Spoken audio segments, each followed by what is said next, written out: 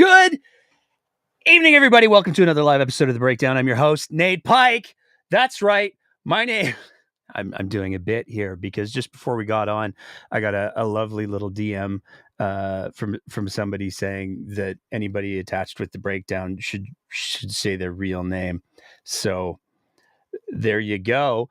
My name is Nate Pike. We're real. They accused us of being Russian bots. Which I love for so many reasons. I'm being told that the title that we have up tonight is January 12th. Rest assured, it is January 19th.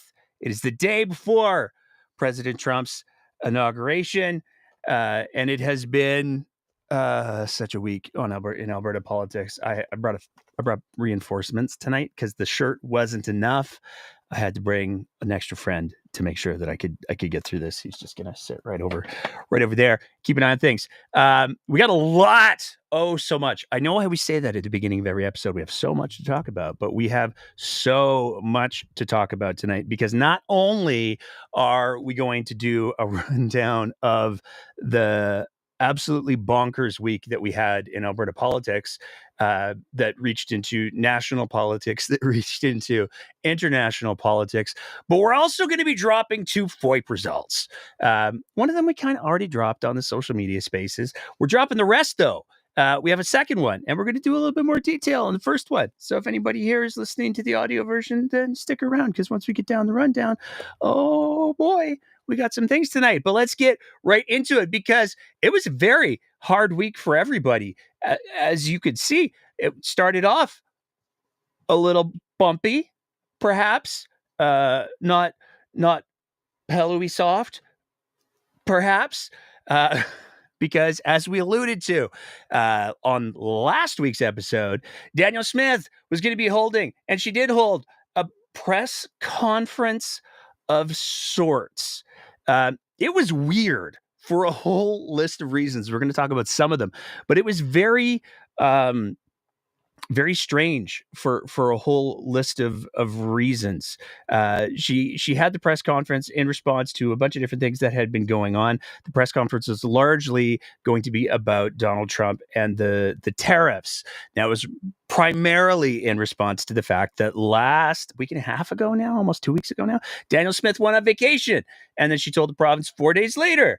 And the reason why she told the province was because there were some social media pictures that leaked of her at Mar A Lago with Kevin O'Leary trying to get selfies with the Donald. The pictures leaked, and then the Smith apparatus leapt into action, releasing statements and making it look like, oh no, this was all totally planned. This wasn't just like a visit with short little Comic-Con style meet and greet. It wasn't that. It was all very serious. That turns out wasn't so serious. But Danielle Smith, in the way that it was positioned, Danielle Smith opened the things up by saying, "Hey, you know what? I went down there because I wanted to deal with the tariffs. I wanted to do the things." And so she did her press conference. Now, we're going to talk about some of the more bizarre elements of the press conference in just a sec, but there's a couple of clips from the press conference. I still struggle to call it that because it was just so odd, that we want to play first.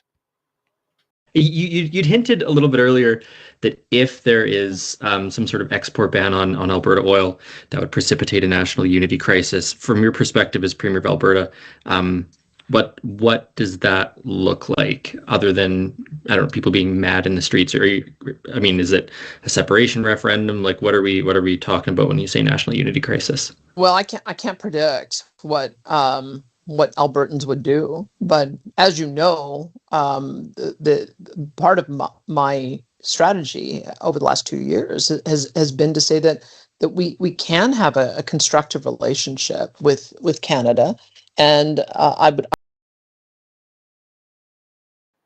Now, that's just one line of many that caught a lot of people's attention. And one of the reasons why it caught people's attention, because Danielle Smith said, I want to have a productive relationship with Canada, not the rest of Canada.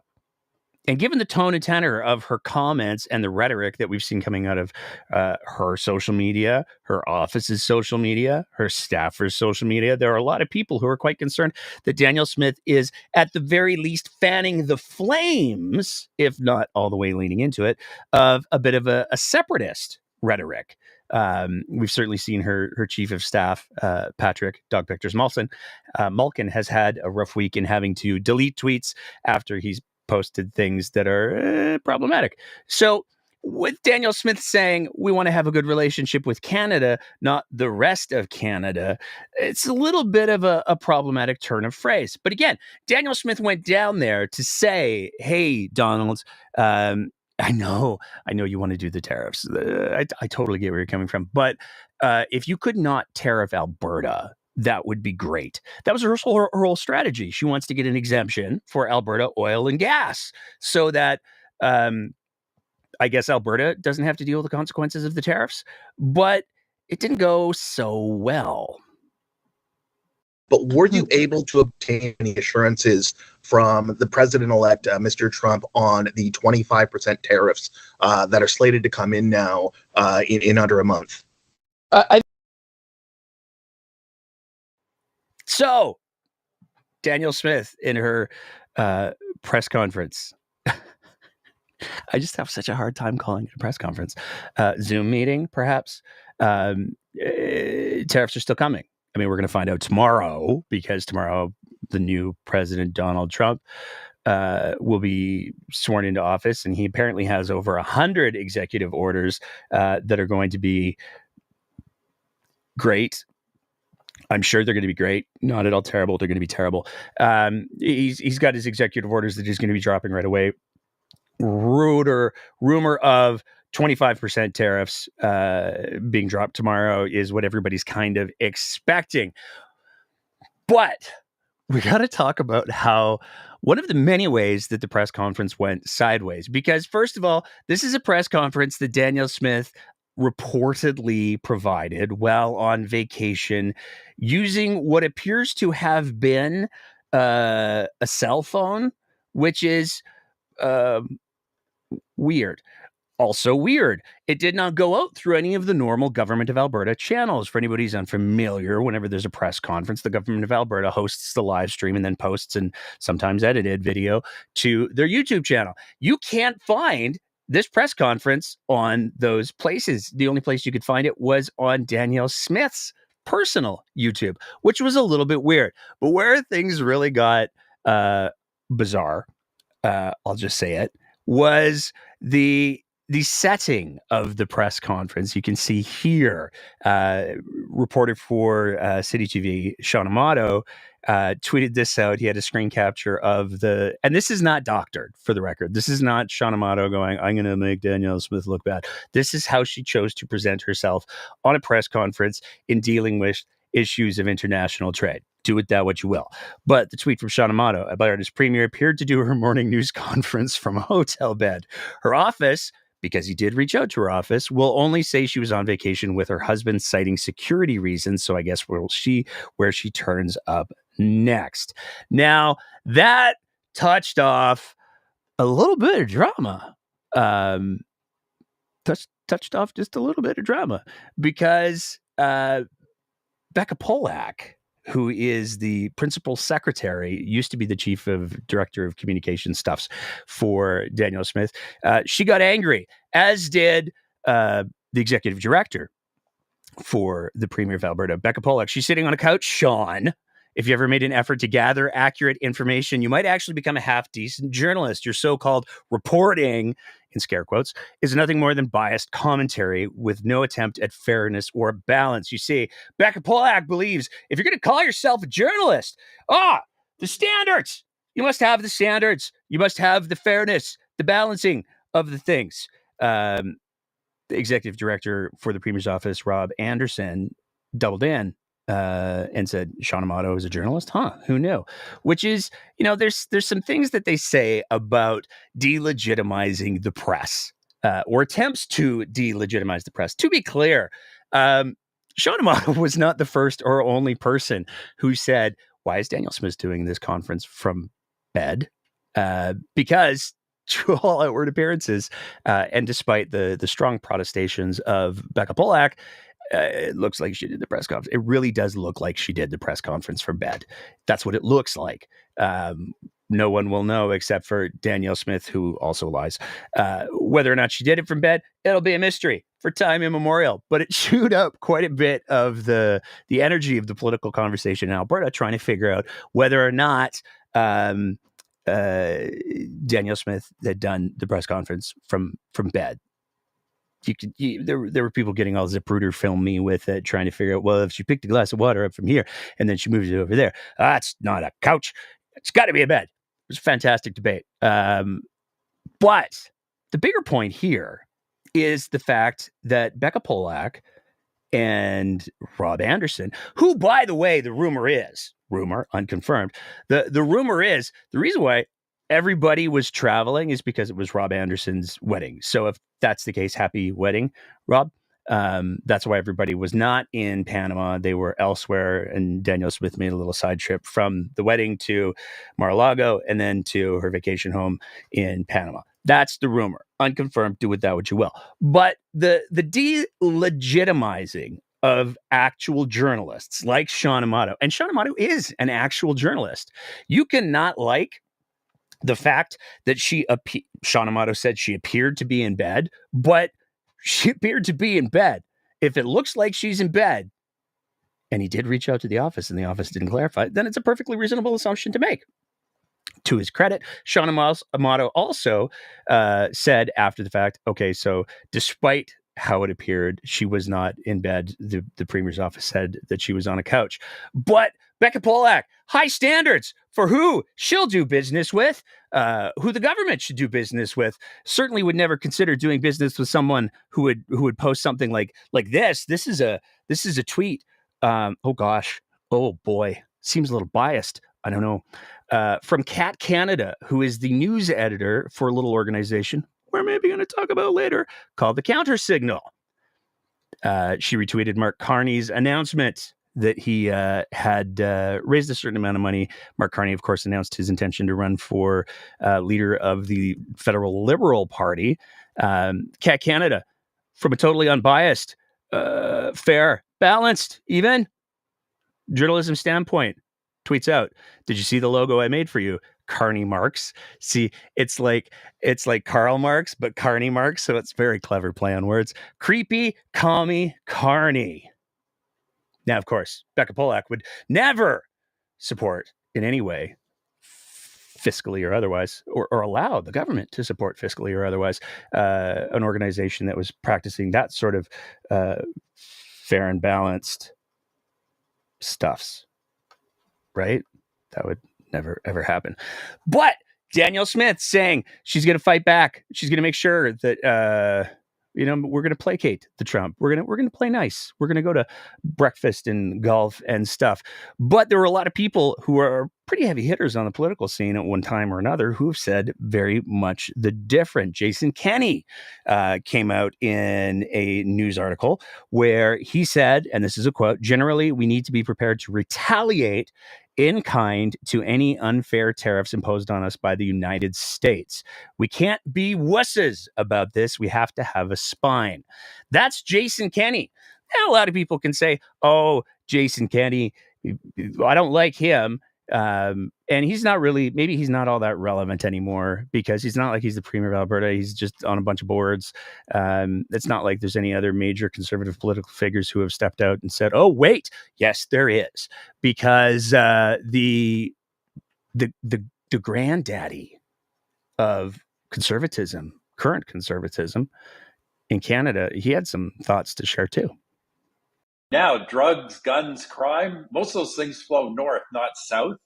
A lot more flows into Canada from the United States than flows out of it. So, I have a real problem with some of the things Donald Trump is saying. It doesn't sound to me like the pronouncements of somebody, I say, wants a better deal or whatever, fine. But it doesn't sound to me like the pronouncements of somebody who's a friend, a partner, and an ally, which is what I've. That was Stephen Harper. So Stephen Harper is even calling out the pronouncements of Donald Trump. It seems like just about everybody who's not the current premier of Alberta or employed by the current premier of Alberta is saying, hey, we got to take a hard stance against this guy because he's playing a very dangerous game and we could have some very real problems.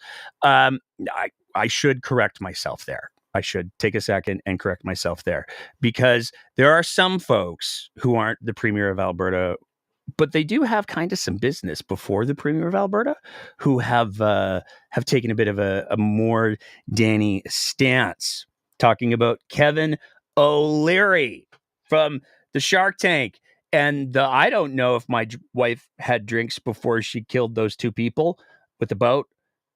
Kevin O'Leary. He did some media rounds himself this week that were pretty controversial. You're a Canadian citizen, and this is economic Armageddon if these tariffs come in, as you well know. Unemployment is going to go through the roof. Economic growth is going to go down. Provincial governments. I appreciate you saying that, but neither of us know. We just don't know. You've got to wait. My point is, wouldn't you rather have your adversary's cell phone number on speed dial? I would. No, look, only one. The only one in Canada that was smart enough to go and meet him. Well, I mean, Prime Minister Trudeau and Dominic LeBlanc did go have dinner with him at Mar A Lago, right? Excuse me. Let me just make a. I asked Trump to ignore those meetings because those people are going to get eradicated in the next election, and I hope he took my advice. Stop wasting your time with Trudeau and any of the cabinet. They're going to get eradicated. But I did that personally. That was on me. Understood. But it is the government we have at this point in time. You know, with a week to go until the inauguration and possibly the implementation of tariffs. So you're saying it is unclear to you if he's going to do this. What I told Trump was it's the government that took a quarter of the Canadian population into poverty, and they're going soon. Okay. They will not be at a theater near you anytime soon. Okay, but for the next week, they're there, Mr. O'Leary, right? And this is the deadline for the tariffs, right? Because if you take Donald Trump by his statement that day one. You don't know that. You don't know that. I'm taking him at his word. What am I supposed to do? He hasn't said anything to the contrary that I'm not actually going to do it. He said I'm going to hit them. It's going to be day one, along with mass deportations. You have been there talking to him. Are you saying we shouldn't expect that? Because the Canadian economy and the political class is bracing for it. You are not able to separate the signal from the noise. You can't do it. You're just listening to the noise and you're reporting it and you're actually accelerating the hype around it. You are not distinguishing the signal. You don't get it. This is a large, difficult negotiation we're starting, and it goes towards an economic union. That's where we're going. Get over it. Okay, but if it is an economic union, why doesn't the president-elect say that rather than talk about tariffs, fentanyl, and migrants crossing the border? Like, politicians, when they lay out very clear things. You have been listening to Trump for 12 years. You ask me that question, that's not his style. So much to unpack in that clip. Let's start with Kevin O'Leary. Still has his Canadian citizenship, openly saying, oh yeah, no, I was totally undermining the federal government. I was totally telling Donald Trump that he shouldn't listen to any representatives from the federal government because I don't think he should, because they're going to be out in the next election. You want to make sure that you're only talking to people who have, and listening to people who have the mandate of elected office, said Kevin O'Leary, who's never had, nor does he currently have, a mandate of elected office. So there's a little bit of, I don't know, what's the word I'm looking for here? Maybe some hypocrisy going on here. But I just want to take a quick second to highlight one other little thing in that clip, because Mr. O'Leary talked about how, oh, you simple-minded people, you think that you hear that the tariffs are coming. It's you simple people who can't separate the signal from the noise. You need to have an advanced mind to really understand what's going on here, because it's the simple-minded people who think that the tariffs are coming because they can't separate the signal from the noise. But were you able to obtain any assurances from the president-elect, Mr. Trump, on the 25% tariffs that are slated to come in now in under a month?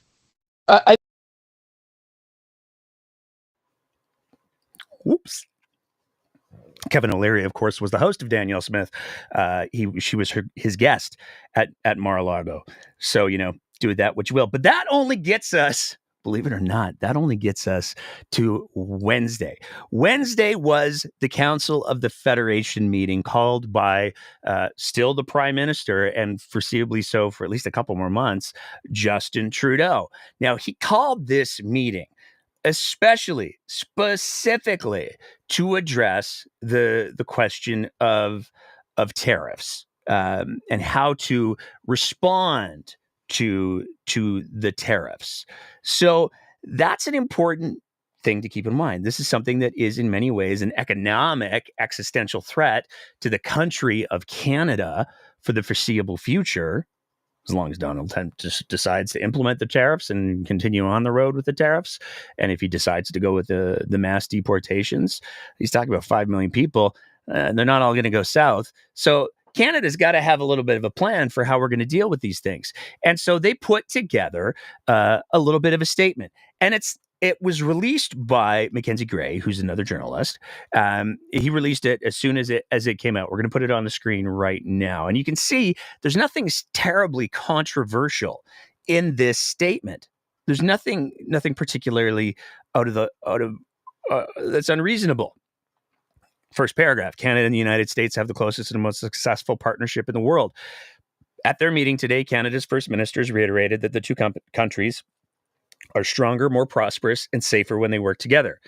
First ministers discussed ways to protect families, workers, and employers from the consequences of possible U.S. tariffs, which would cause economic harm to Canadians and Americans alike. Trade and investment between Canada and the U.S. supports millions of jobs on both sides of the border and helps to ensure the secure flow of goods and people between countries. They will continue to work together, standing up for Canadians in the face of unjustified and unreasonable U.S. tariffs. Collaborative efforts will continue to try to prevent U.S. tariffs, including actions taken by the federal government to strengthen border security and curb the flow of illicit drugs such as fentanyl into Canadian and American communities. And this is where it gets, there's a little bit more about we're going to do law enforcement. The next two paragraphs, though. First ministers agreed that enhancing border security must be undertaken by authorities on both sides of the Canadian-U.S. border to stop the flow of illegal firearms. First ministers agreed to continue united advocacy efforts with key U.S. administration, congressional, and business leaders to emphasize the negative impacts of U.S. tariffs on American national interests in the U.S. economy. Cooperation with Canada offers significant complementary benefits to U.S. priorities. This is the most important paragraph here, I think. While they are making every effort to prevent U.S. tariffs, first ministers are committed to continuing to work together on a full range of measures to ensure a robust response to possible U.S. tariffs, including supports for sectors, businesses, and individuals. If the federal government implements retaliatory measures, it will ensure the rapid availability of substantial resources that effectively mitigate economic impacts to workers and businesses. This includes, but is not limited to, the distribution of revenues. That's the monies from potential retaliatory tariffs as quickly as possible. They agreed to take a collaborative approach to U.S. engagement that recognizes the unique economic needs of all provinces and territories. So, let's be clear. What the statement effectively said is, yeah, we need to do a better job at the borders, for sure. Totally acknowledge that. We would really like to avoid the tariffs, for sure. Totally acknowledge that. Nobody in Canada is going to be left on their own. If we put tariffs in, we will be doing so in order to raise funds to cover the industries that are most affected by the American tariffs. We're going to pull together as a country to make sure that the people who are hurt by Donald Trump and his tariffs are taken care of. They're covered. We're going to move money around to make sure they're covered. This is not a statement that was just put together by Justin Trudeau. This is a statement that was agreed upon by every single premier in the country of Canada, except one, Danielle Smith. Because never let a good crisis go by if you can find a way to weaponize it. That is the statement. You can go back and pause on the screen if you want to read the whole thing, or you can go to our social media. We reposted the stuff from the journalist who posted it. There's nothing in that statement that says, ha, ha, ha, we're going to get Alberta so hard and leave them out to dry. In fact, the statement says the opposite. It is a commitment from everybody in Canada. We're going to stand together. We're going to make sure that if there is economic hardship, that we're moving money around to make sure that people are covered. That is not at all how Danielle Smith, though, chose to present it in any way. And it's really unfortunate because Danielle Smith did attend the meeting where the statement was discussed. She made it clear that she couldn't abide signing the statement because, I don't know, she has a good opportunity to weaponize the crisis, I suppose. But where it gets really unfortunate is that she didn't attend the press conference. Because after the meeting, there was a press conference that was held by all of the first ministers and the prime minister to talk about the concerns, to talk about the things. And you'd better believe Danielle Smith's name sure came up. When the tariffs come, it's going to affect Albertans. It's going to affect people from BC and Saskatchewan and Manitoba, Ontario, Quebec, all the way down the road. No one's exempt from that. And all I believe in, if it comes to that, let's have the tools in our toolbox to react, to send a strong message. But it's not going to be all of a sudden one province or one territory is exempt on this. When Donald Trump comes at us, he's not going to say, well, let's not worry about Ontario, they're good people, or Alberta. He's coming full tilt at Canadians as a whole. And that's one thing we have to understand. We need to be united. Donald Trump is a brilliant negotiator. That's what he's done his whole life. That's exactly what he's done. And he's sitting there with a big smile on his face thinking, wow, I'm going to divide and conquer. Remember one thing, united we stand, divided we fall. That was Ontario Premier Doug Ford talking about if Canada isn't united as a country against Donald Trump and his tariffs, that creates division that will inevitably end up handing the keys to Donald Trump, which shouldn't be what anybody who considers themselves to be a Canadian wants. It's really important to highlight that. Now, there were two ministers who were telecommuting into that meeting and that press conference. David Eby was not immediately present at the press conference, but he did, at the meeting. Sorry, he wasn't physically there. He did issue a statement, though. Well, I certainly hope that it doesn't come to a point where Canada needs to impose export tariffs or export bans. And in fact, I hope that we don't end up in a situation where there are tariffs at all placed by the Americans, that they come to their senses. All they're doing is taxing themselves. And it's going to dramatically increase prices for everyday Americans. But should it come to it, I support the federal government taking the steps that are necessary. And I just know that as a Canadian, and as a British Columbian, that I'm going to stand strong with premiers to make sure that we're not limiting the tools available to the federal government to respond to this, to make sure that the tariffs are as short as possible if they are imposed, that we're protecting jobs here. And the key message that I had that I think is entirely consistent with what Premier Smith was raising is that it needs to be regionally proportionate. If there are tariffs that are impacting BC, then they need to be similarly impacting other provinces across the country. We can't be turning to BC and Alberta to carry all the weight of the retaliation against the United States. This is a shared responsibility. This is economic wartime. And when we're in that situation as Canadians, we all pitch in to protect our people, to protect our jobs. So even David Eby is making it very, very clear there that, hey, you know what? I'm all about, we got to make sure. I don't want BC to carry the whole load. I don't want Alberta to carry the whole load. And it is, I'm happy to acknowledge that it is a premier's responsibility to protect their province. But there's a hierarchy of things that are supposed to exist. And one of those things is supposed to be Canada comes first. Canada comes before the provinces, because together as a federation, when we're all pulling in the same direction, when we're all striving for the same ideals. That's where Canada is strongest. Canada is stronger as a country than Alberta is as a province, or BC is as a province, or Saskatchewan, or any other provinces. We are stronger together, as Doug Ford said. Hurts to say that. We're stronger united than we are divided. David Eby recognizes that. David Eby signed on to the statement because it's perfectly reasonable to raise the concern, hey guys, I want to make sure not one province gets screwed on this, okay? If we're going to get screwed, we all get screwed together.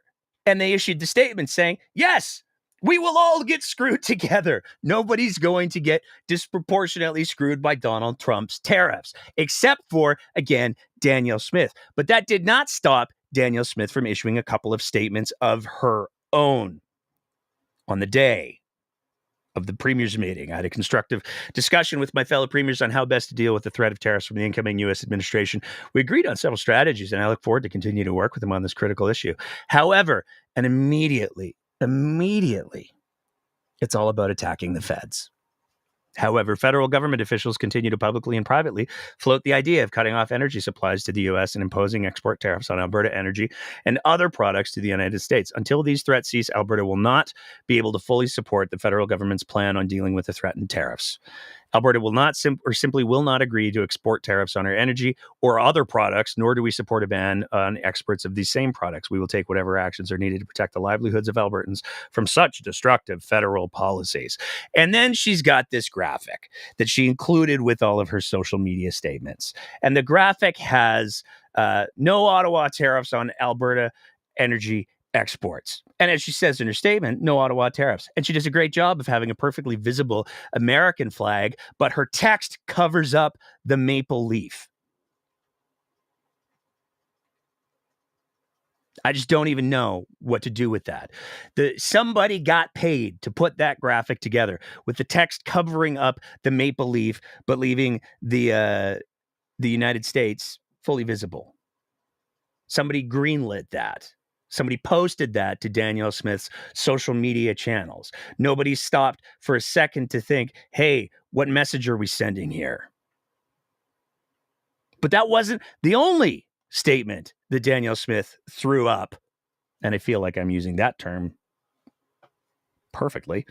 After the premier's meeting, she put up a second one where she talked about a real Team Canada approach. And she listed off 5 points. Stop threatening the livelihood of tens of thousands of Albertans via an energy export. Immediately start construction on the Northern Gateway and Energy East pipelines, which again is just like such a dumb conversation. We'll get into that in a sec. Tell Germany, Japan, and the rest of the world that there is in fact a business case for Canadian oil and gas to be sold to them. Repeal the unconstitutional and job-killing production cap. There is no production cap. Electricity regs and C69 treat with respect and as an equal partner to the Alberta taxpayers that have been transferring hundreds of billions to Quebec, the Maritimes, and even Ontario for decades. Now, okay, then, let's do this, I guess, because we apparently have to talk about the dumb things that Danielle Smith says. First of all, everything in her Team Canada approach there is about Alberta and how Alberta is the great victim of confederation. And I'm sorry, but as somebody who was born in this province, who was raised in this province, who has lived in this province pretty much my entire life, we're not victims. We're very lucky that we have the oil and gas resources that we can use to build a stronger country, but we're not victims. You take a look at how many people come from across the country to work in Alberta so they can support their families back wherever in Canada they're from. I don't have a problem with that because I'm a Canadian first.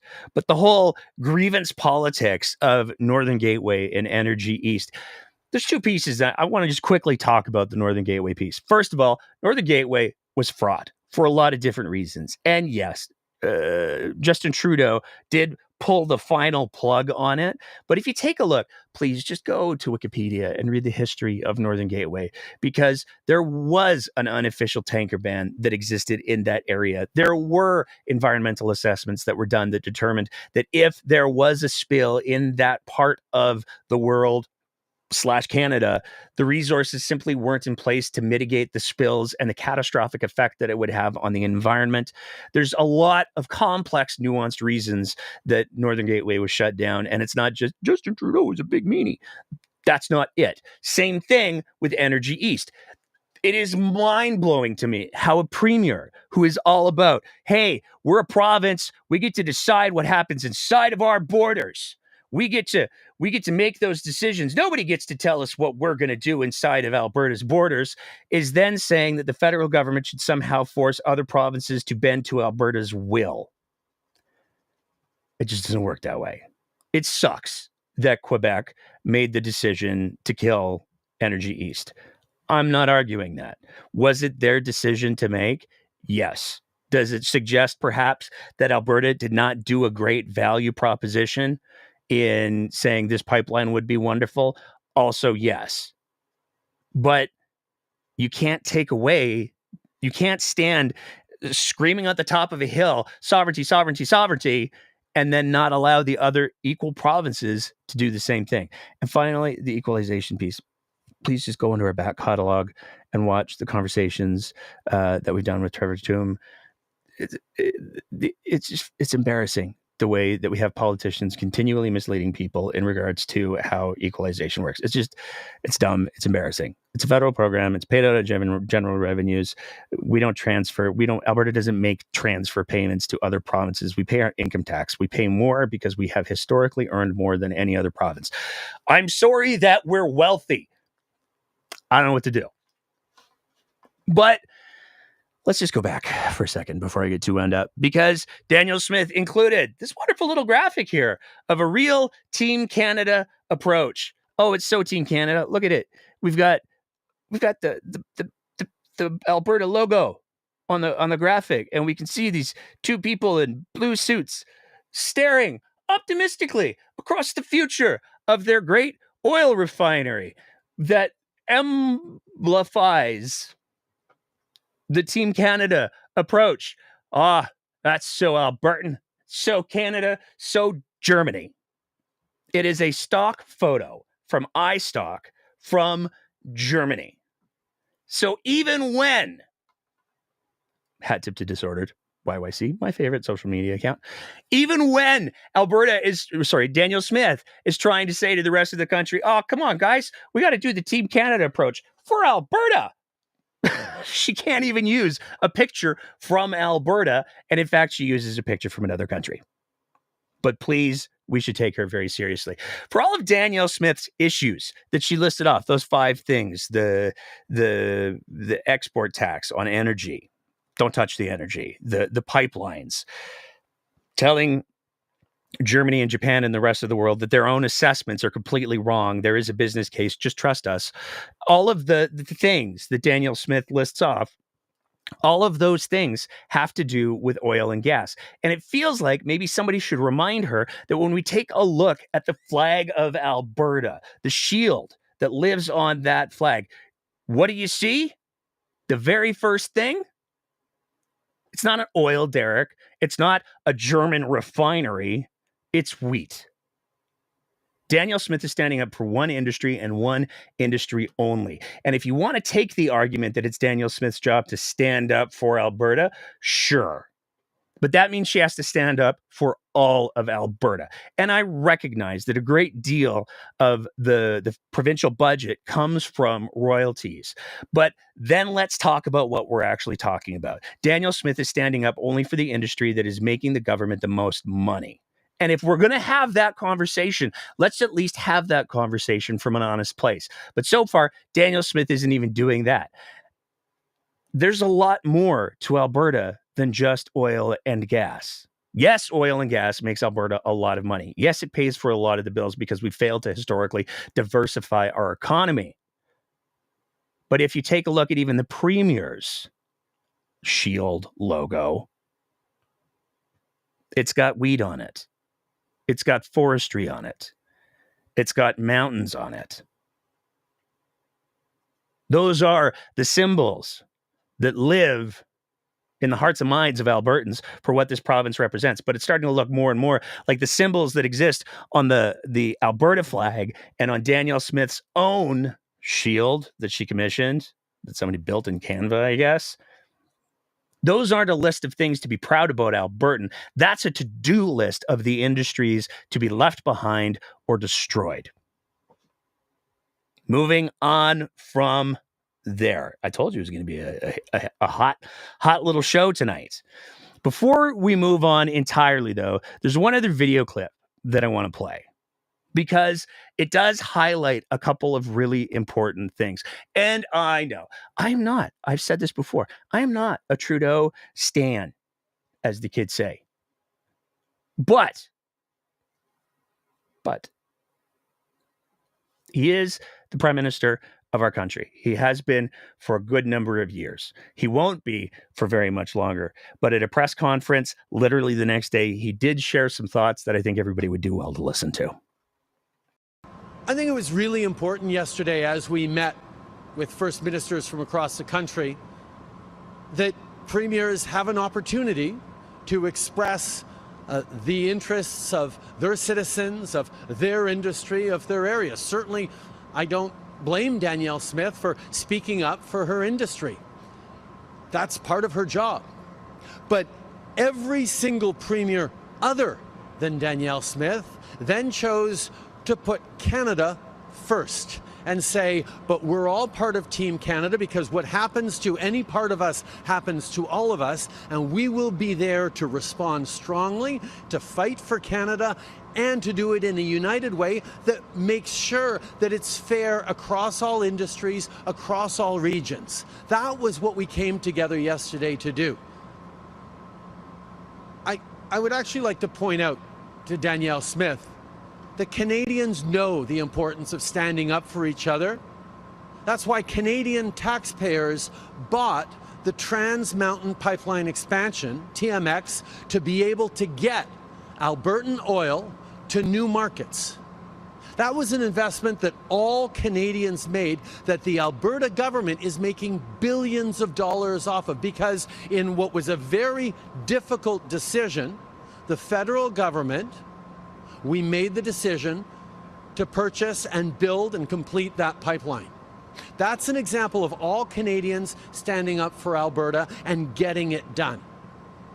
So yes, premiers should be advocating for their own industries, their own country, their own communities, but they should also put their country first, as every single premier except Danielle Smith did. Now, I could point to any number of those premiers and point out lots of moments in which they have points of disagreement with me. From Doug Ford to Scott Moe to Tim Houston to even David Eby and Wab Kinew and others. There's all sorts of disagreements we're going to have. But when push comes to shove, every single one of them are Canadians first. And yes, they're going to look out for their communities, but they also know that looking out for all of us is what everyone in their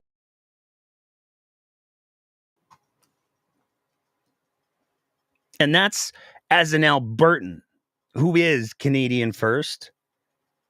That's where I'd like to leave things for just a moment. Because the Prime Minister isn't wrong. Canada paid for TMX together. Canada has done a lot of things for Alberta. And it might be easier, it might be more convenient, it might be more comfortable, because then we can lean into the victim narrative to say, oh, we just keep getting screwed all the time. But we're lying to ourselves, and we're lying to anyone that we say that to. And that is, to me, as an Albertan, not what being an Albertan is about. Moving on from there. We got to talk about tomorrow. And for the record, again, I know that we'll fix the date on the header later. Tomorrow's January 20th. It's the Inauguration Day. And there's been a lot of conversation about Danielle Smith attending, maybe not attending. Hard to say, I guess, the inauguration of soon-to-be president, Donald Trump. So let's walk through some things, because there's some misconceptions. There's some misinformation and disinformation that's out there. There is a whole conversation and debate to be had about whether or not Danielle Smith should be down in Washington right now. We're going to touch on that a little bit. But there's a couple of pieces that we have to kind of get out of the way first. One of them is the tickets. So Danielle Smith, there's a lot of questions. Oh, Danielle Smith, will she be going to the inauguration? Will she not be going to the inauguration? She said she wanted to go to the inauguration. She said she's going down there no matter what, and she'll meet with people and go to parties and enjoy the finest of couches. But will she get tickets? She got tickets. Everybody was shocked when just before Christmas, the news came out that Alberta Premier Danielle Smith did indeed get tickets to the inauguration. Wow, sounds like such a big deal until you go to the U.S. government website. Because if you go to the U.S. government website on inaugurations, there's a very, very informative little paragraph on how do you get tickets to the presidential inauguration. So these are all the people who get to sit in the bleachers and the wide shots and the chairs and all the things. The Joint Congressional Commission on Inaugural Ceremonies makes a limited number of inauguration tickets available to the public through members of Congress. Tickets are free and allow you to watch in person on the grounds of the U.S. Capitol as the president and the vice president are sworn in on January 20th, 2025. Tickets will be available from your members of Congress. In the weeks leading up to the inauguration, some members may begin accepting requests for tickets before then. So how do you get these free tickets? You just have to have a congressperson who will give you some. That's it. Now, the travel, the hotels, all the other things, those are different. Those are expensive. The hotel prices in DC go through the roof when there's an inauguration because everybody goes there. But in a cruel twist of fate, because the forecast for Washington, DC is frigid as he checks the current temperature currently in Calgary, it's minus 18. The city has not shut down. Washington, D.C., however, is kind of sort of shutting down. They've shut down the inauguration. They're moving it inside for a very, very small group of people. There is going to be an arena viewing at the Capital One Arena, because of course it's the Capital One Arena, where people can go and watch it on the whatever the Jumbotrons are called these days. And Donald's going to come by later and be like, hey, everybody, thanks for watching me on TV. There's that. But the outdoor inauguration piece, that's done. That includes Danielle Smith. So Danielle Smith doesn't get to use her free tickets to there anymore. This all comes on the heels of Donald Trump putting out a post on his Truth Social where he said that the weather forecast for Washington, D.C. with the wind chill factor could take the temperature into severe record lows. My God, -4. There's an Arctic blast sweeping the country. I don't want to see people hurt or injured in any way. It is dangerous conditions for the tens of thousands of law enforcement, first responders, police, canines, and even horses, and hundreds of thousands of supporters. I love how the dogs and the horses came before the hundreds of thousands of supporters that will be outside for many hours. They're going to order the inauguration address in addition to prayers and other speeches to be delivered in the United States Capitol Rotunda, as was used by Ronald Reagan in 1985. Also, because of very cold weather, the various dignitaries and guests will be brought into the Capitol. This will be a very beautiful experience for all, and especially for the large TV audience, because it's all about those advertising dollars, baby. But yeah. Danielle Smith, it has been confirmed by CBC, will not be attending that. Where it does get interesting, though, is Danielle Smith did release her itinerary, and that's part of an interesting little conversation, because she traveled to Washington on the 18th, and then the rest of the time is meeting with U.S. governors and industry leaders. And I love how this thing is written, because they ran out of adjectives. Engage with key U.S. decision makers. Engage with key U.S. decision makers, governors, industry leaders, thought leaders, and then they had to go back to decision makers and elected officials. So the whole thing is basically, when it comes to the land of Danielle Smith, the whole thing is basically a giant networking exercise. Now, you might wonder, why is Danielle Smith doing this networking? Why does she have to travel down there? If everybody else is watching the thing on TV, why isn't she watching the thing on TV? And it turns out, if you take a look at her spending, as again was reported by Sean Amato, she likes to travel. She likes to travel. $326,000 spent in her first year in office. $217,000 in her second year in office.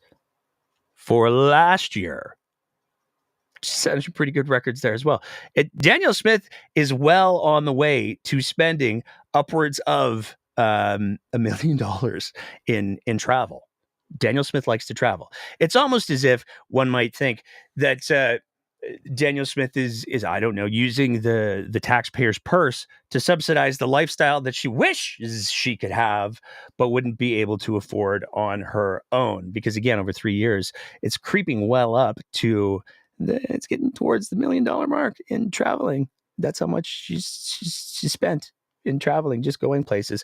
It's a shame that she has never heard of for all of these meetings, all of these places, all of these important conversations. It's a shame that Danielle Smith, nobody's introduced her to the opportunity of telepresence, of Zoom, because you can imagine how much money she could be saving. I mean, she's sharing the taxpayers' money right now, but you can imagine how much money she would be saving taxpayers if she just took the time to telecommute to a couple of meetings. Apparently, nobody has told her that. Oh, wait, yes, they have. Because when it came to do the meeting with the premiers and the prime minister about the economic crisis facing the country and the province, how did Danielle Smith attend? She attended via the webs. I don't know if it was Zoom. I don't know if it was Skype. I am not privy to that kind of information, but she attended there. So for all of the traveling, for these important conversations and meetings, it's more of I get to go and get my selfie taken with all of my Republican heroes than it is I'm actually doing work for Albertans. But the chef's kiss to the inauguration piece has to be the announcement that came out yesterday. Yesterday was such a busy day because yesterday it came out, 2 days ago, it came out that Donald Trump, president-elect of the United States, he's not traveling to the WEF's annual meeting in 2025. Oh no, he's virtually doing it. So not only is the Donald attending the WEF, which Danielle Smith has some thoughts about, but he's also going to be doing it virtually. Hey, what did Danielle have to say about the WEF just a couple of years ago? What do you find distasteful about it? I guess I find it distasteful when billionaires brag about how much control they have over political leaders, as the head of that organization has. And I think that is offensive. The people who should be directing government are the people who vote for them. And the people who vote for me and for my colleagues are people who live in Alberta and who are affected by our decisions. And so, quite frankly, until that organization stops bragging about how much control they have over political leaders, I have no interest in being involved with them. My focus is here in Alberta, solving problems. Danielle Smith strongly believes, I would never, ever spend any time with anybody who brags about how much influence they have over political leaders. And yep, we're playing that clip again. You're a Canadian citizen, and this is economic Armageddon if these tariffs come in, as you well know. Unemployment is going to go through the roof. Economic growth is going to go down. Provincial governments. I appreciate you saying that, but neither of us know. We just don't know. You've got to wait. My point is, wouldn't you rather have your adversary's cell phone number on speed dial? I would. No, look, only one. The only one in Canada that was smart enough to go and meet him. Well, I mean, Prime Minister Trudeau and Dominic LeBlanc did go have dinner with him at Mar A Lago, right? Excuse me. Let me just make a. I asked Trump to ignore those meetings because.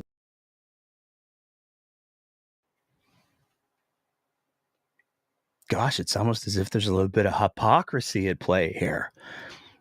It's almost as if Danielle Smith came into office running great guns on, we've got to stand up for the little people.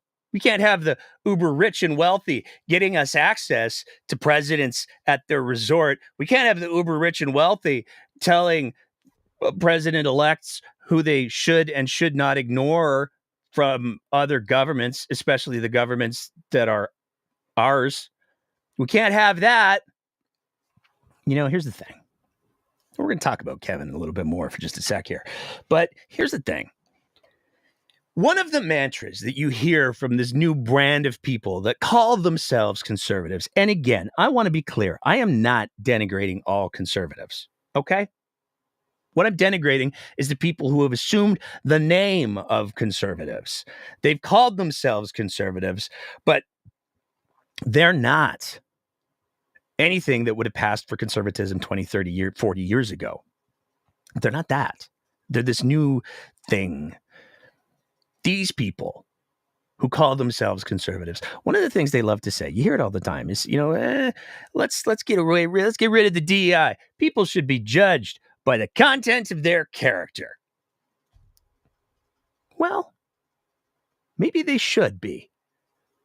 Now, I don't believe that they should be exclusively judged by that. But once somebody shows you the content of their character, maybe it is, especially if they're people who say we should be judging people on the content of their character, maybe it is okay to judge them just a little bit. Because if we do, Kevin O'Leary sold out his home country. He subverted his home country's government. I wonder what that says about his character. Danielle Smith has repeatedly made her character quite clear. She'll say one thing, she'll do another. But when we talk about all of the different things that Danielle Smith has unequivocally thrown her support behind, she has shown more support for Australian and American millionaires and billionaires, certainly, than she has shown for Canada. And if we are truly to judge someone on the content of their character, maybe it's about time we start doing a little bit more of that with Danny. But we're not done with Kevin yet, because we got to talk about this whole Wonder Valley debacle. For anybody who's unfamiliar, Kevin O'Leary likes to call himself Mr. Wonderful. I don't know why. I legitimately don't know why. I think that if you have to give yourself that nickname, we'll just leave it there. But he has said that he's going to build a giant AI data center in northern Alberta, in the Grand Prairie area. He's going to spend billions of dollars making this thing happen. And a lot of people got very excited because there's a little bit of economic hardship going on in rural Alberta and northern Alberta. And the idea that there's Mr. Wonderful is going to bring in all of these wonderful new jobs and all of this stuff. There's some folks that got really excited about it, Danielle Smith being one of them. It's almost as if their little Venn diagrams started to overlap shortly after he made this announcement.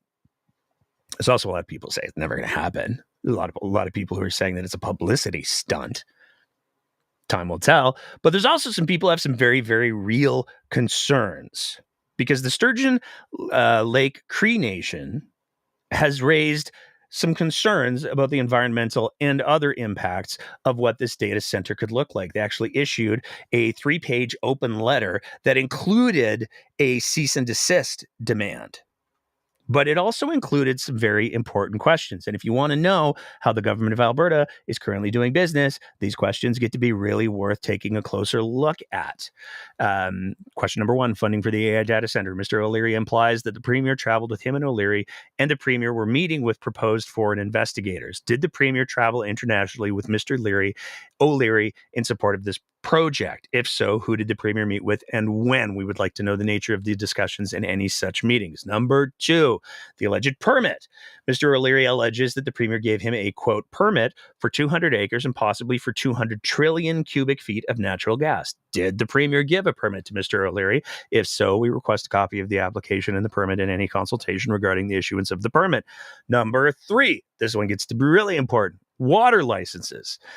Greenview states that they have water licenses, presumably for the Smoky River, which is our water source. Is this true? If so, how and when did they acquire water licenses? Please provide us with documentation regarding this license, including the consultation records. This duty to consult piece that you may start to be noticing here. Number 4, regulatory applications. We would like to know what applications have been submitted to provincial regulators in relation to this province, including to the Alberta Utilities Commission and the Alberta Energy Regulator. All projects of this scale require regulatory approvals, and in accordance with the Constitution and Treaty Number 8, they require consultation and accommodation with our nation when they impact or could impact our traditional territory. Number 5, advising a private investor. As suggested by Mr. Glubish, Nate Glubish, we would like to know whether and how the Crown has been advising this proponent on how to navigate the regulatory framework. These statements raise at least the appearance of a conflict of interest. So right out of the gates, we got some problems going on with this project. There's some very important questions that exist with this project. It's going to be fascinating to see how it plays out. But again, the Sturgeon Lake Cree Nation did say, hey, we're throwing a cease and desist out on this bad boy because you haven't answered any of these questions. And there's a lot of concerns that maybe the government isn't doing business the way that it's supposed to. Gosh, I can't imagine the UCP behaving in a way that would be a conflict of interest in reality, if not in violation of ethics laws. That's never happened before.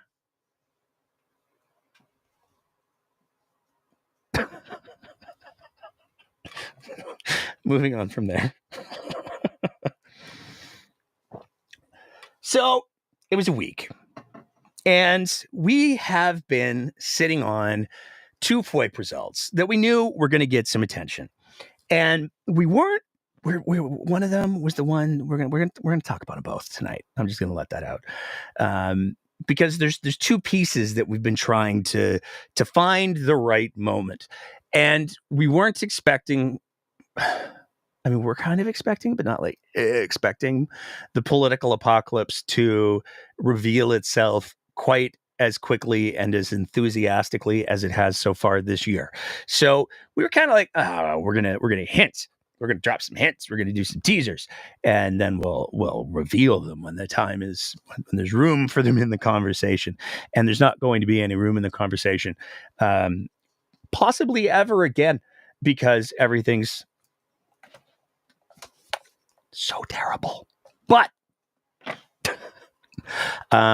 we're going to get 2 of them out of the way tonight. We have a bunch more that are pending because we have an amazing audience. Our Patreon supporters are fantastic. And so they give us the funding that we can do to file all of these FOIPs. And we've crowdfunded a couple of very big FOIPs that we're waiting for the results on. We're neck deep in FOIPs. So we're going to clear 2 of our FOIP results out tonight. One of them we've already kind of talked about, but let's get into it. Mark Carney made an announcement. Mark Carney announced that he was going to be running for the Liberal federal Liberal leadership. And there was some controversy that happened at the announcement. First of all, there were some people who signed up for tickets to the event, but maybe didn't identify themselves so much as media. And they were not allowed in. Can't actually cough. I did that wrong. And the Western Standard also was told that they were not allowed, they were not considered to be journalists, which is at a private event, an entirely reasonable thing. If Cian Bexty or a Western Standard reporter came to your front door and said, hey, we want to see what's going on in your kitchen. We heard it was taco night. We want to confirm that. Then you would have every right to say, off you go, or I'll call the police. Which is exactly what Mark Carney did. But there was another publicity stunt that happened at the event. Somebody ordered a limo designed to look like a Rolls Royce. And it got weird. So obviously this is a political prank. This is something to try to comment on. Oh, Mark Carney's got money. So look, he rented it wasn't Mark Carney's limo. He showed up in a car and sneakers, apparently. But the limousine rolled up nonetheless. And there were rumors as to who rented the limousine. Now, there's been a bunch of real journalists who have reached out to the limousine company, and the limousine company inexplicably has said, oh, no, we didn't take any information or a phone number or a deposit or a credit card number or a name. Somebody said they would want us to bring our big expensive limo. So we paid our driver and the gasoline to go and do that without any sort of possible recourse for getting money. So we can't tell you who rented the limo. That's what the limo company is saying. But there were a bunch of rumors going on in regards to who rented the limo. We put up a tweet because some of those rumors were that perhaps one of the more far-righty media organizations had rented the limo. So we put up a little tweet. If the rumors that this limo was hired by one of the far-right media orgs like the Counter Signal, well, we called it the Counterproductive Signal. Remember, the Counter Signal and Western Standard both received taxpayer dollars from the government of Alberta. Now, to be clear, we did not say, because we're not stupid, that, it was the Counter Signal. The Counter Signal did it. It was them. We didn't say that. Nope, we didn't say that at all. We just said if there's any truth to the rumors that it was a far-right media organization, there are a few far-right media organizations in the province of Alberta that do get government funding.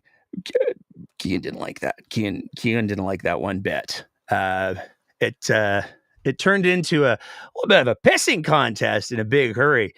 Kean Bexley retweeted us and said, these rumors are fake, and if you insinuate that they are true, take notice, Nate. I will sue you for every dime you're worth. I don't care if I only end up with a pocket full of change. Hurtful. No, to be clear, we said that were rumors. We said we didn't know if they were true. So he can't sue us. He can, but it would be a waste of money, and we would get costs, so whatever. But it did inspire us because one of the FOIPs that we did had to do with Mr. Bexley's media org, performance art troupe. I don't know what to call it. I don't know what the terminology is. So it's nice. Before we talk about Adriana LaGrange, we'd like to spend a little bit of time talking about Mr. Bexley. Now, in putting together this segment, we had the FOIP results that we're going to share with you, but we needed a picture of Mr. Bexley, so we Googled it, and we just went with the first photo hit that we got. I don't know what our browser settings were set to, but this is just the first one that we got. It's from an article from, I think it's 2018. That article's been up the whole time, so that's the Kean picture that we're going to use for the purposes of the next few minutes.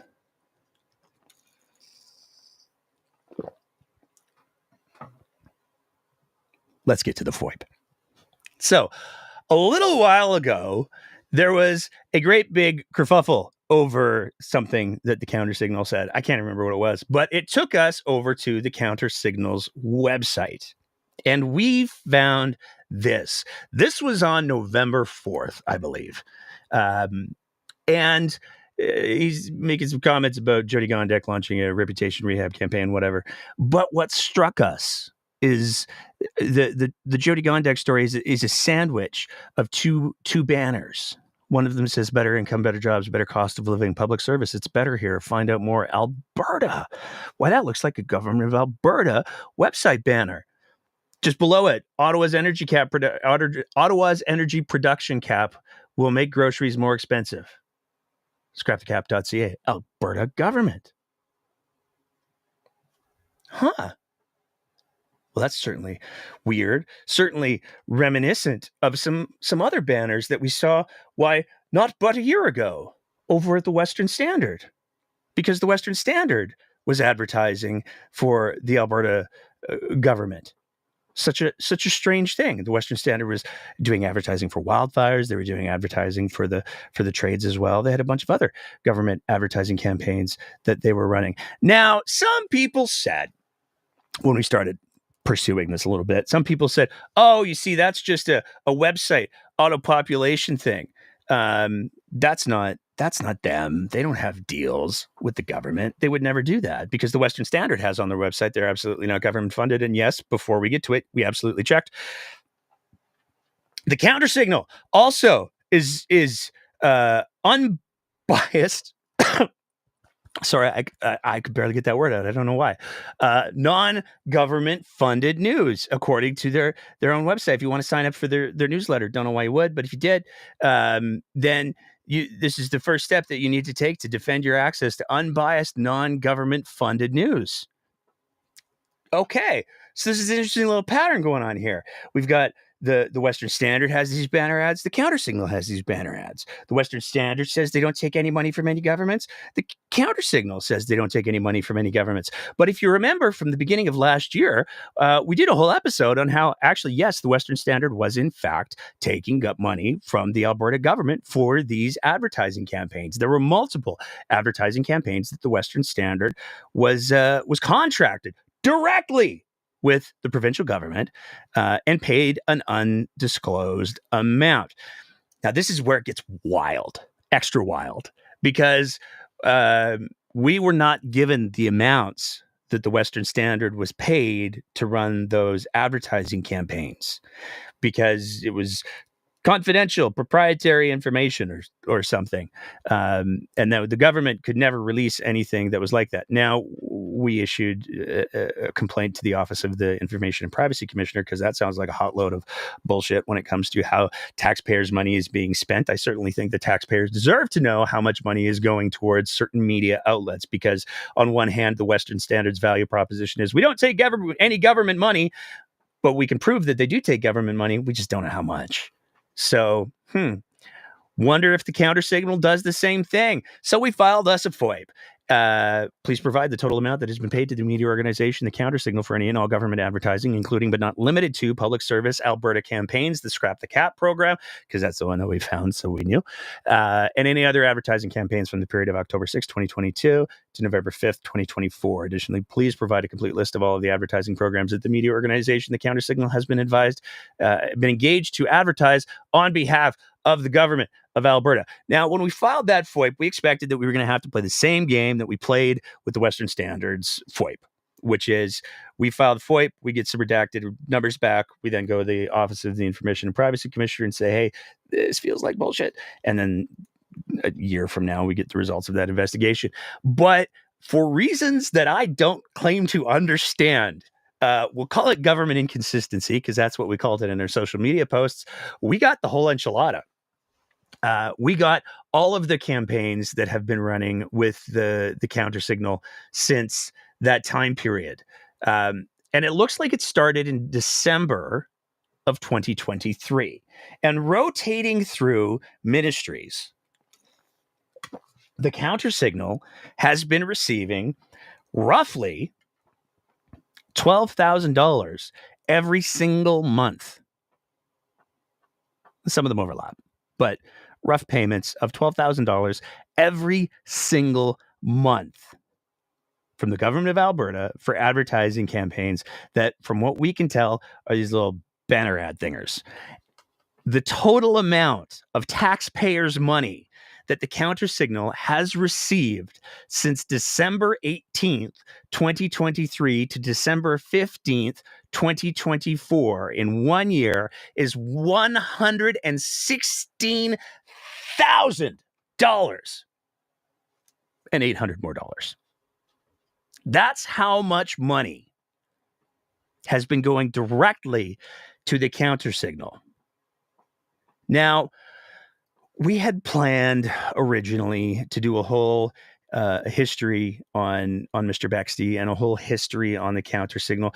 We're still going to do that once the crazy of Alberta politics settles down, because there's so much to talk about there. But it's fascinating when you think about the fact that the standards for government on what constitutes a journalist are so very high. But the government will happily hand over $116,000, almost $117,000 over the course of a year to Keane Bexte and the counter signal, who have some problematic conversations. You can Google the things yourself, but we're going to do a whole episode of that down the road. Now, as we were looking at this whole debacle with the counter signal, in a year getting almost $120,000 of taxpayers' money, despite the fact that they claim to be not government funded. And again, if you want to get into the nuances of, but they weren't getting a subsidy. Okay, cool. Then they should say that they're not getting government subsidies, even though if you take a look at the advertising rates, there's some questions. Because we decided, just for fun, to take a look at some of the other verifiable ways that the government of Alberta advertises. So we went over to their Facebook page, the government of Alberta Facebook page, and we took a look at just the last 4 months of 2024. So this is roughly 33% of the government's advertising spend in a year. They demonstrably got 8 million views of advertisements using Facebook ads.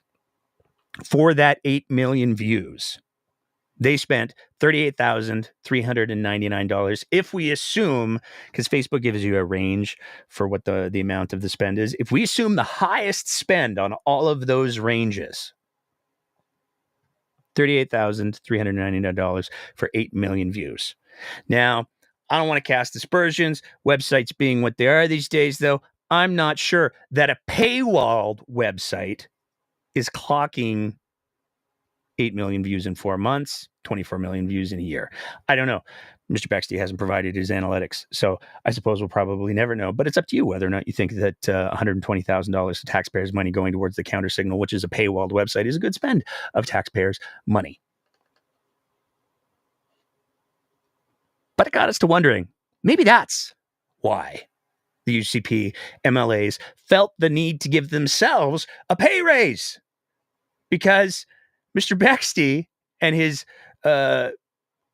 performance theater troupe, media organization, again, I don't know what the proper term is,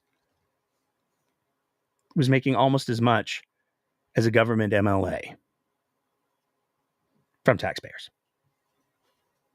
But we're not done yet, because we got one other FOIP that we gotta talk about here, and this one gets so confusing so quickly. So let's take a little bit of a walk down memory lane to start with. Typically, when a province decides to opt out of a program, they're only allowed to seek compensation if they guarantee that the same spirit of the federal program is then enacted in the province. So I'm wondering if you'll commit to making drugs for both diabetes and birth control free to all Albertans who are not covered by opting out of this program. Well, Brianna, I'm sorry I can't see you, but I can hear your question. What I would say is that we already provide over 5,000 drugs through our robust Pharmacare program here in Alberta, which include diabetes medication, which includes birth control medication. So we would be absolutely willing to enhance those programs. All we need is the federal government to provide those dollars to us, and we will make sure that we enhance the programs, because we do have, as I specified yesterday in my interviews, that we have a very robust Pharmacare program here in Alberta. So just clarifying, you are committing to making those 2 drugs free to anyone who's not covered? Well, it's not just 2 drugs. It's a series of different types of drugs and different types of processes, whether, with birth control, it's pills, but there's also in uterine devices, etc. So it's the gamut of what's available. So what we currently have available and fund, we would look to enhance those, absolutely. But we need the dollars to do that. We want to avoid the bureaucracy. I don't think the federal government understands that provinces do have processes in place. They have suppliers. They have an administrative network already set up. and they're looking to provide new, something different, which adds bureaucracy and administrative burden on top of what we already have. So give us the dollars, we'll spend it in those areas. And I have to wonder, is this actual universal health care when, in fact, they're just providing in two specific areas, diabetes and birth control? My understanding of Pharmacare and universal health care. That was Adriana LaGrange back in February of last year. And she was asked that question in response to the announcement that came from the federal Liberals and the federal NDP that they were rolling out a universal pharmacare program.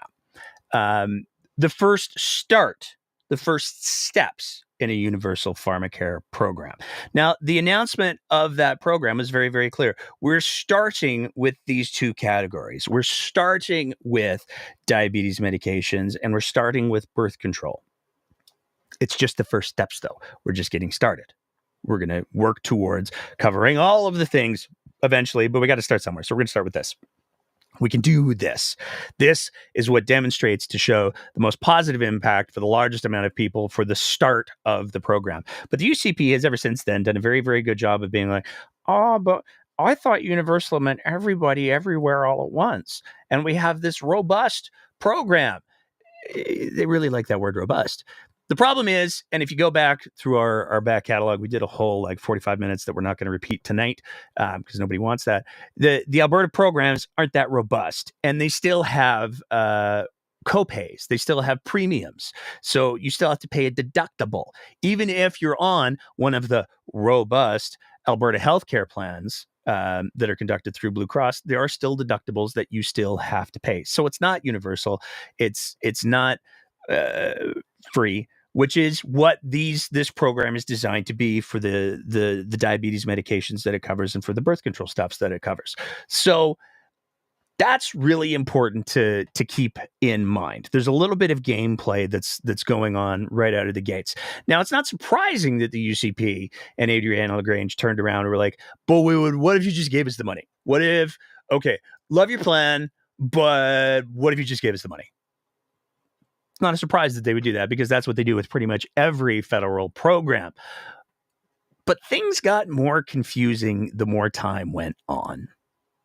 Okay, so look, I understand that what people think a national pharmacare program is that it covers 100% of drugs, 100% of the time, 100% of the dollars. That's not the case. And I'll tell you the conversation I'd have to have with my dad, who is on our seniors pharmacare program. It covers 7 drugs for him. He doesn't have diabetes, so it doesn't cover insulin. So I'd have to say, Dad, would you like me to cancel your coverage and we'll pay 100% of your birth control? Because that's all the federal program covers. It covers diabetes and birth control. 2 types of diseases. Our pharmacare program covers 5,000 drugs. There is no possible way that I would put people at risk of having their drugs not being covered by opting into such a deficient federal plan. If the feds want to come to us... It's a case of one or the other. You couldn't have both? Well, no, because that's what they're trying to do. They're trying to come in. What we'd have to do, I guess, is create some kind of carve-out where I suppose you'd keep our plan and then there'd be a secondary plan that would only cover those 2 types of products right from $1. But why would you create a program like that? That's bananas. What you would do is if they wanted to deal with us in good faith, they'd come to us and say, what do you currently cover? And we'd tell them, well, we cover 50 different types of birth control. And we also cover 9 different types of insulin, plus $2,400 worth of insulin products. Would you like to work with us to expand that to cover more people? Would you like to work with us to make sure that our 5,000 drug plan can be applied to people who aren't covered? If that's how they approached us, you bet. That's how I'd want to do it. But that's not what they want to do. They want to create a 2-drug plan, pretend to the public that they're doing something comprehensive, universal, that will cover everything from $1, and it's just not true. And so it's 100% politics, and they're trying to wedge people on what they hope it will be, but that is not what it is. And I'm not going to compromise people's current drug plans, making them believe that the federal drug plan is going to be better. It's 2 types of medications. That's it. Except she didn't really clarify it. She didn't really clarify it at all, because what Danielle Smith said is, oh no, it's either or. And this is the problem with your province, your premier, is the host sounds very nice, but he doesn't press Danielle Smith when she answers questions with some word salad. And she answered a question with the word salad because he asked, is it either or? And then she kind of danced around it a little bit. And to be clear, it's 100% not either or. If somebody was to avail themselves of the federal program, there is no way that they would be kicked off of an existing provincial program unless the provincial program decided to kick them off. It's simply not designed that way. Now, you can get, if Danielle Smith and the UCP want to get upset because, well, they're calling it universal pharmacare and they're just getting started with it. It's not happening instantly overnight. That's not honest. I mean, pot meat kettle, but sure, there's a valid point on a technicality. Yes, the entirety of a universal pharmacare program has not been announced. It has not been ruled out. That is technically true. But there's also an expression about babies in bathwater. And this program would provide no deductible access to a large number of diabetic medications and a large number of birth control. So it's not as bad as Danielle Smith makes it sound. It's not an either or. The only way that it could be an either or is if Danielle Smith said, fine, if somebody decides to use anything that's on the federal program, we're going to kick them off of our provincial programs, which would be draconian, to say the least. On the pharmacare again, I'm wondering,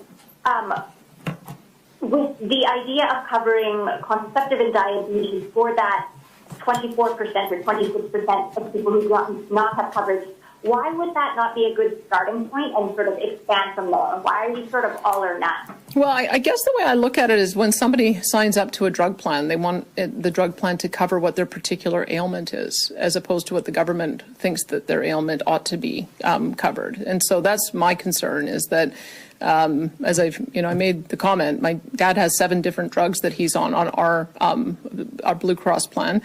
He's not on insulin, and he doesn't need birth control. So for someone like him, it wouldn't be very helpful to have only insulin and birth control covered. He would need those 7 other conditions covered. And I suspect the vast majority of Albertans are in the same boat, that many people, when they're on medication, don't just need it for one thing. And so why not take a program that we currently have that covers 5,000 different types of drugs, including the drugs that the Prime Minister is concerned about, birth control and diabetes, and then just find a way to expand it to the people who currently don't have coverage. That just seems to be a bit more of a sensible approach, as opposed to taking a piecemeal approach. And did you put that to the Prime Minister, and did he seem open to that idea, or was he dug in on the idea of contraceptive and diabetes only? Look, I mean, I think we all know how expensive this is going to be. If you had a comprehensive Pharmacare program that covered every molecule from first dollar, I think it's a $40 billion program, and they simply don't have the money for that.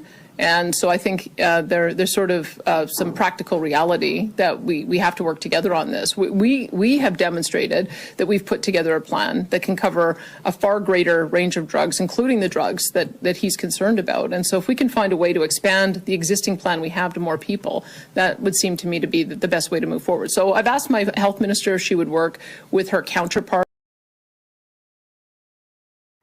So again, the theme all the way through February, all the way through March was, well, we would like the money though. How about you just give us the money and then we will do with it. We'll do a good job. We promise we'll do a really good job. We'll do the bestest job. That was the theme all the way through February and March. But as the bill got closer and closer to actually passing all of the things, to getting through the Senate and becoming a thing, as it got closer and closer to that, the narrative started to change. And all of a sudden, we started to hear Danielle Smith. We started to hear editorials talking about, but if they went with the federal program, there'd be so many people who would get kicked off. They would lose their coverage. It would be so bad. We could never, ever do that. And it was it was very difficult to understand, where's this number coming from? What's happening? And it wasn't until Adriana LaGrange actually testified in front of the Senate in regards to the bill that would provide national health care that we finally got something that we could sink our FOIP teeth into. For us, there's many questions As I indicated, when we did our research, there's roughly about 100,000 people that wouldn't even qualify. So again, what is the purpose? Why are we duplicating services that already exist in Alberta? Can I ask that you? We're already funding. Can I ask you how do you arrive to this 100,000 vulnerable people that would not qualify, considering I'm not saying it's universal, but that for those two classes of drugs, they're free. You know, I suppose now you say you have people who work and who have modest revenues. They have to pay a franchise, I'm pretty sure. So I'm wondering, how do you calculate this 100,000 vulnerable people that would be negatively impacted by C-64? Well, that was a review done by my department to look at the impacts of Bill C-64 as it currently exists, as we understand it, with the very limited, and I'll say very limited, information that we have, with the lack of consultation that we've had during the process, that this is what they were able to determine and share with me. There is again, opportunity for us to have further discussions on this. But at this point in time, there are healthcare programs out there that are available to Albertans and to other Canadians. I'm sure, as I indicated earlier, the Canadian Health and Life Insurance Association, McKesson, and the Canadian Generic Pharmaceutical Association all have expressed concerns, because they have programs in place that currently offer more than what this limited offering will offer to Albertans and to Canadians. And there is also a concern about sustainability, fiscal sustainability. When we look at the limited resources that the federal government has and the expansion of need right across this province and across this country, we know that to duplicate programs that already exist seems like that there should be more thought going into that. Thank you, Minister. I know that the federal government has federal jurisdiction over the First Nations. And thank you, Minister LaGrange. From our First Nations that there is a lack there. Thank you, My Minister LaGrange. lag. That's fine. It was important to hear the questions and the answers. We are around the table a tad confused about your statement that 100,000 Albertans would be less better off. If you can share any materials where that. We're going to share some materials. Because we filed a FOIP on that, because all of a sudden we had this new number that was coming around, this 100,000 Albertans that would lose their coverage. They wouldn't have any access to coverage. And the most rational, reasonable people went, okay, but if the birth control and the diabetes medications is covered by the federal government and it's free and it's covered, then how would they not suddenly be covered for those things? And again, it came back to the assumption that everybody made was that it had to do with the UCP would pull the coverage for the other things, which may very well be a part of the conversation. But we have a pretty good idea where some of those numbers came from, because we did file a FOIP request where we requested specifically the impact of any research or investigation or review performed by the Ministry of Health in regards to the impact of Bill C-64, an act respecting pharmacare, on the administration or delivery of existing or future pharmacare programs in Alberta, as cited by Minister LaGrange in her testimony to the Senate committee on October 2nd, 2024. Because now she said they did the work, they did the things, and we got some results. Now, as always is the case, a lot of it was redacted. Some of it we weren't given access to because it was confidential or whatever. But what we did get access to was pretty wild, because if you listen to LaGrange's answer, she dropped a couple of company names. And we were given what appears to be a bit of a flyer for one of those companies, McKesson Canada's perspective on national pharmacare, an achievable solution for Albertans. So this particular piece is very, very interesting because one of the things that a lot of people have expressed concerns about is the idea that the UCP government is taking its notes from industry as opposed to doing its own research and making sure that what the decisions that they're making are in the best interest of Albertans. So to get this little brochure / sales pitch, and you'll see what I mean in a second, in our FOIP results was pretty wild because McKesson, for anybody who's unfamiliar, they provided a bio. They're a leading provider of healthcare solutions, expediting and streamlining patient access to vital medications across the company. They have 1,800 employees in Alberta, 2 distribution centers in Edmonton, 339 independent pharmacy members, and 76 Rexall locations. Apparently they own Rexall. There are 13 national accredited INVIVA infusion clinics, and they're proud to distribute flu, COVID-19, and other public health products on behalf of the government. So they're kind of a bigger entity in the land of pharmacies and pharmacy healthcare. And what did they have to say about their very optimistic perspective on national pharmacare? Well, there's a couple of different things that came out. One of the things that they believed is that universal drug coverage is achievable and can be implemented in a sustainable way. No Canadian should be forced to choose between buying groceries or paying rent and having their prescriptions filled. National pharmacare policy should not leave anyone worse off than they are today. And here's where the rubber starts to meet the road.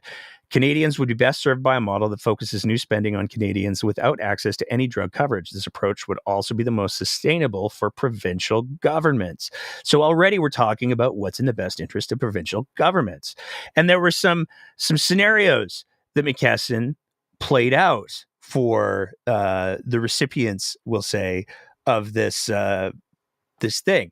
They provided 3 different scenarios where they talked about if the switch was flipped on this thing overnight, if there's no transition plan, which is a pretty big if, then there could be up to 269,128 patients who need to make a switch of their coverage. They might have to change their drugs too. That could mean 134,000 appointments for endocrinologists. Oh, we don't have that many endocrinologists. That's almost 2,000 appointments per endocrinologist. A lot of money. It's like $10 million. That's like 10 years of Danny travel. It's big bucks, folks. Scenario B, if only patients with no drug coverage are placed on the National Pharmacare list, there'd still be 55,000 patients that needed to switch. There's still tons of endocrinologist appointments, but cost goes down $2 million. And then if they only did it for coverage for diabetes drugs, cost went down slightly lower. Where it gets wild, though, is where did we get these numbers from? Did we get them from Alberta? No! If you look at the fine print, the data source, patient counts were extrapolated using Ontario as reference patient counts, and Ontario drug costs were derived from the PDCI claims database. Patient counts for privately insured patients are estimated using McKesson Canada wholesale shipment data in Ontario. So McKesson's pitch to the provincial government was apparently predicated on Ontario data. And again, this is Ontario data from a private pharmaceutical / pharmacy company.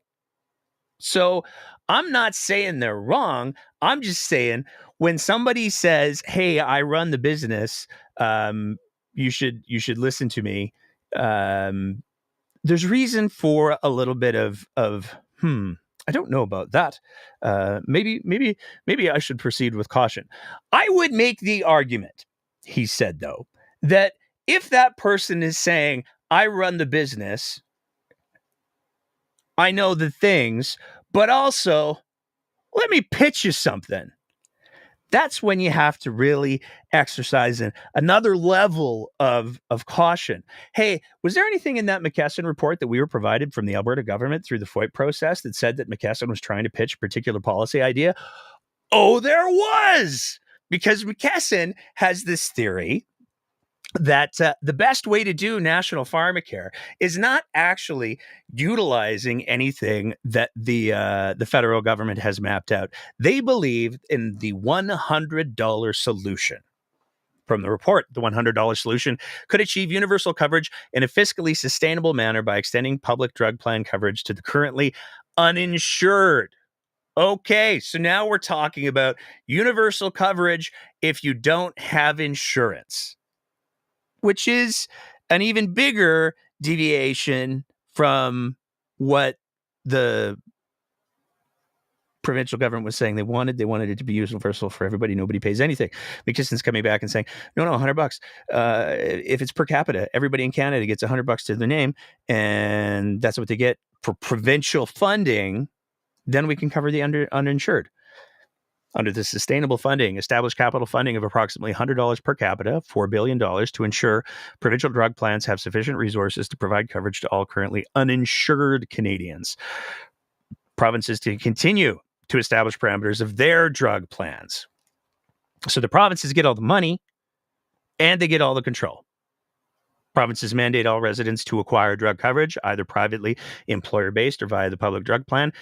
And this is where it gets really interesting. Employers of a certain size, a minimum size, are mandated to offer comprehensive drug coverage to their workers. So McKesson's plan is make it a law nationally that all companies of a certain size have to provide comprehensive drug coverage to their workers. But this is where the sales pitch gets really wild, because McKesson argues that when deployed provincially, the $100 solution would essentially overpay provinces that have already invested in strong public drug plans. And then it provides the funding required by province to address the public coverage gap and the provincial allocation of the $100 solution. And what it says is, in effect, that because Alberta is 4.15 billion people, they would get 415 million per year. Sorry, yeah, 4.15 billion per year. They also are making the argument, it appears in this slide, and we've run this by a couple of healthcare policy experts to make sure that we're not reading this wrong. They appear to be making the argument that if we were to go with this $100 per capita healthcare plan, that there would be extra money left over for the provinces to do with for healthcare as they see fit. They then also included a slide of very scary things for when other things have rolled out. And to be clear, the stories that they talk about, a child with cancer was receiving chemotherapy drugs covered by the patient's plan. When OHIP Plus was implemented, the drugs weren't automatically covered by OHIP Plus under the public drug formulary. The private plan withdrew coverage as soon as OHIP Plus came into effect. However, the child did qualify for OHIP Plus through the Exceptional Access Program, but the doctor had to fill out an application and paperwork for the EAP, receive approvals, etc. This process took 8 weeks, during which the child was denied chemotherapy coverage, which is terrible. And to me, suggests not a problem with the plans, but rather a problem with the implementation. And so why would we throw out universal coverage of diabetes medications and birth control medications for all Canadians because we have a scary story or two? It doesn't make any sense when there could be provisions built into the rollout of this program to make sure that those types of situations don't happen. Especially given, I'm not too sure how many kids of very young ages are using birth control. I bet it's probably a pretty small number. I could be wrong. But the point remains, that is not a problem with the federal program. That is a problem with implementation. That's a problem that can be easily addressed. And to say instead of getting on board with the federal program, what you should do is argue for a national pharmacare program that is $100 for every single Canadian, where that money goes explicitly to the provinces. And if somebody doesn't have coverage through their work, then they get covered by a provincial plan, but it's entirely up to the province's discretion how that plan is implemented and structured. This is the report, according to the FOIP results that we got, that the Ministry of Health was using to determine whether or not they should object to the national pharmacare program. This is the report. Apparently, based on the FOIP results that we got, that the government is saying this is where those numbers come from. Ontario. But again, the greater point here is that yet again, we have apparently, I mean, we don't know what we weren't sent, but what we were sent strongly suggests that what's happening yet again is rather than the government listening to policy experts, listening to subject matter experts in deciding what course they want to pursue, they're listening to corporate interests, particularly corporate interests that align with their own political values of we just want all the money, which isn't in the service of Albertans. It's in the service of craven politics. So that's our second FOIP. All of our FOIPs that we've received are now clear. So there's the counter signal one. There's the Adriana LaGrange McKisson one.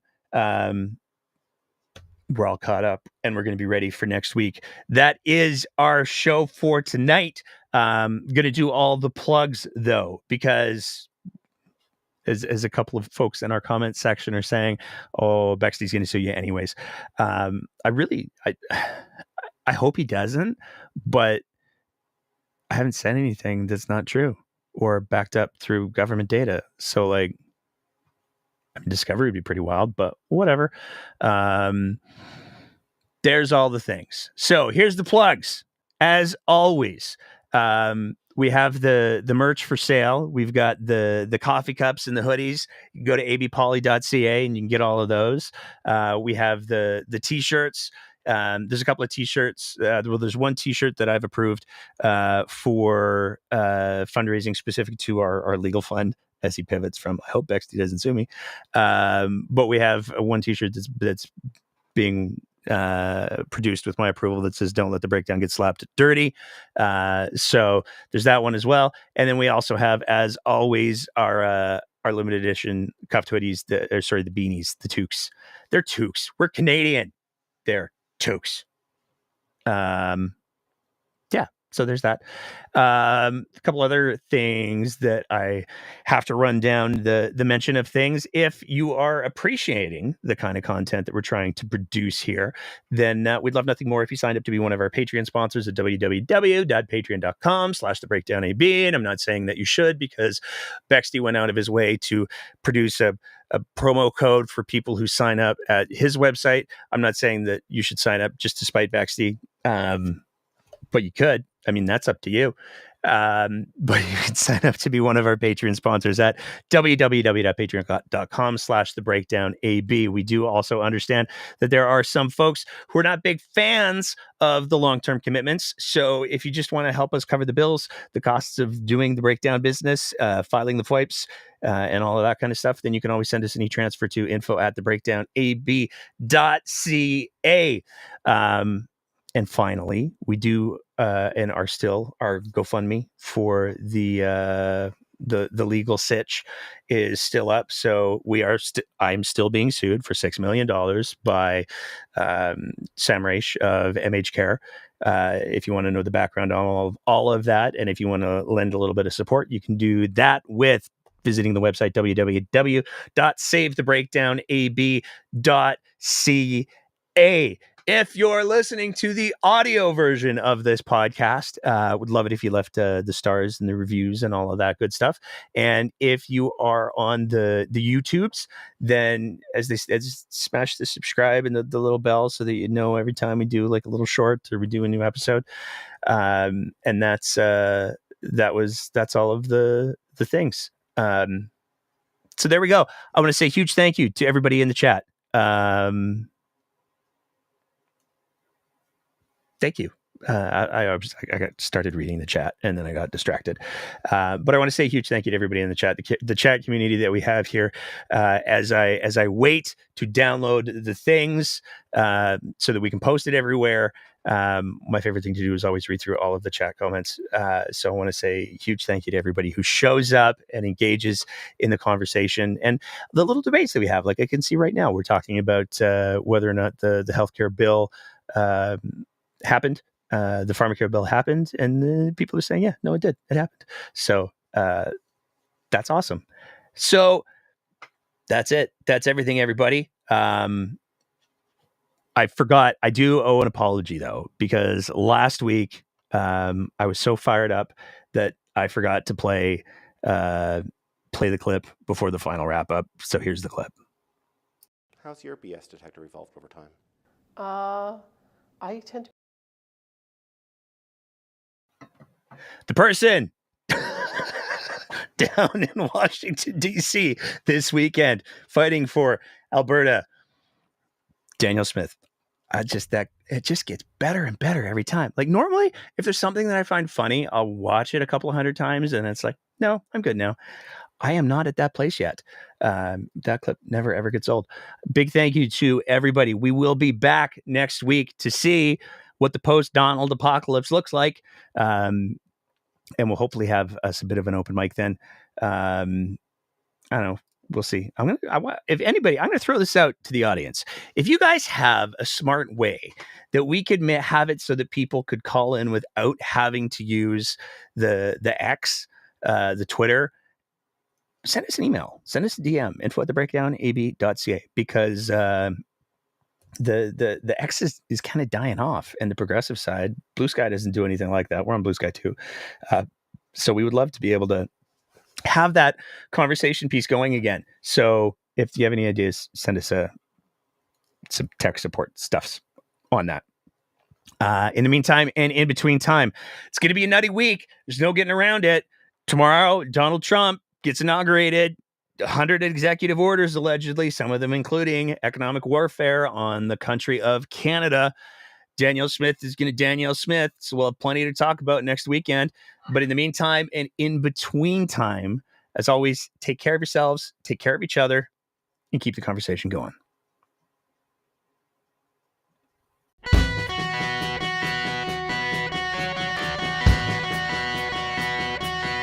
Mm-hmm.